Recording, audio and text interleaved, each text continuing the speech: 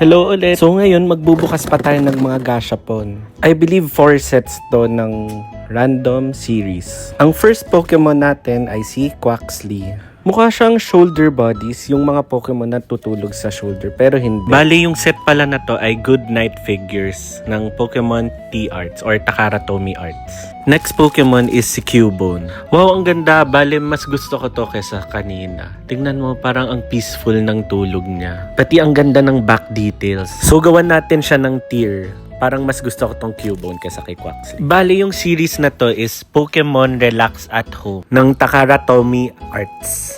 Next Pokemon ay si Snorlax. Parang tulog na naman to pero ibang series naman to. Bale, I buy figures para picturean ko sila tapos ipopost ko online. Tapos usually, pag ganito, charm siya, tinatanggal ko yung sabitan niya. This series naman is by Bandai. Tawag dito is Pokemon Swing Set Type Normal. Alam niyo naman, mahal ko si Snorlax pero mas maganda yung figure ni Quaxly kasi nakakaupo siya ng maayos. Next Pokemon ay si Pikachu.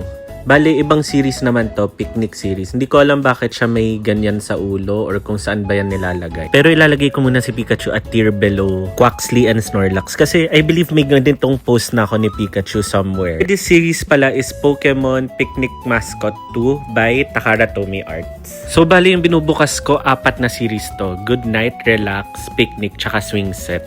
Ang next Pokemon natin ay si Ditto. Ayan. Cute naman to si Ditto pero parang mas gusto ko si Snorlax kahit kung nakakatayo tong si Ditto. Next Pokemon ay si Umbreon. Grabe, ang ganda talaga ng details ng Takara Tomy Arts ha. Tapos I prefer Takara Tomy Arts or Gashapon na collection kasi meron siyang ibang pose. Hindi siya yung idol pose lang ng kagaya sa Monster Collection na more expensive than Gashapon. Next Pokemon sa swing set ay si Teddiursa. Ayan.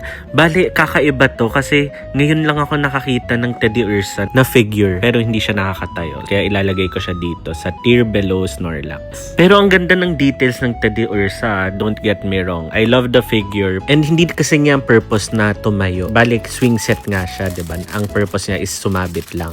Next Pokemon sa Pokemon Relax ay si Alcremie. Grabe yung mata niya, parang nanunuyo o nagpapaawa or something. Ang cute. Ang ganda rin ng details niya sa likod and details niya overall. Kaya lalagay natin siya sa tuktok. Next Pokemon ay si Minccino. Sana makatayo to. Again, ganda ng quality niya, pati yung detail. Diba? Ayan.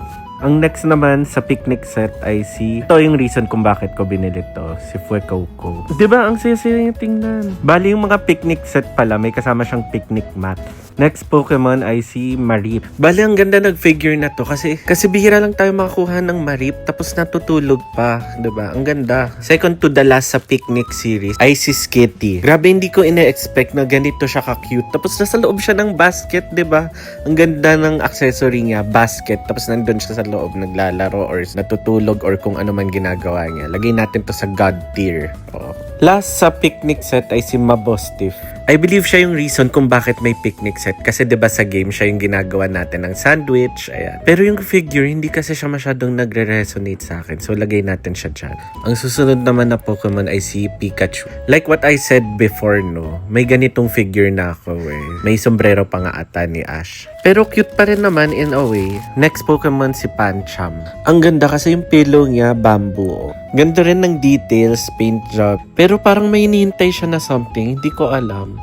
Parang may inaabangan siyang joke or ewan. Ang susunod naman ay si Eevee. Again, parang si Pikachu, may ganito na ako eh. Sana hindi sila nag-reuse ng mold. Tapos may mga damages pa yung ear and feet niya. So, dyan ka sa dulo. Ito naman si Tinkating. I like how she hugs her hammer. Oh, ang ganda. I place her dito, medyo gitna. Kasi merong damage yung hammer niya. May paint chip din.